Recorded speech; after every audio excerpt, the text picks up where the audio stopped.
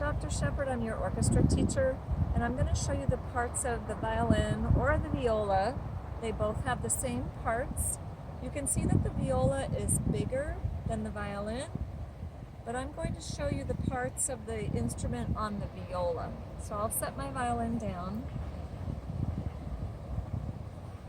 And I'm going to start with the scroll and work my way down to the button. So the scroll looks like a paper scroll. It's a decorative thing at the top of the instrument. And then we move down to these pegs. These pegs turn and they help tune the strings by stretching them. These are the strings. Those are held off of the fingerboard, this thing here, which we put our fingers on, by this little tiny piece of wood that sticks up with these little grooves in them called the nut, and that comes from the German word Nut, that means groove, because of these little grooves to space the strings apart. And there's also some grooves on the bridge. The bridge is this piece of wood that holds the strings up off of the instrument, and then the strings are connected to this tailpiece, which has fine tuners on them, and that also helps to change the tuning on the violin just little bits at a time. That's connected onto this tail piece, which is held onto the button by a tail gut. That's really important to keep the tension on the instrument. And then we have this chin rest here that actually goes underneath your jaw like that. So every instrument for violin, viola should have one of these.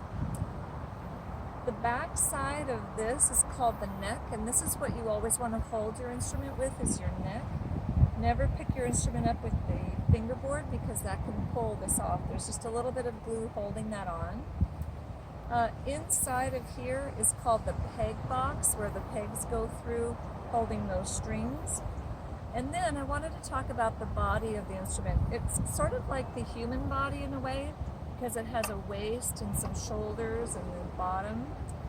These are actually called the bouts. This is the upper bout, the lower bout, and this is the C bout. Now, they make these instruments kind of as big as they can to produce sound. It's a hollow box, and the bigger the area, the bigger the sound. And so they did need to put the C bout in, though, to make room for the bow when you're bowing in here.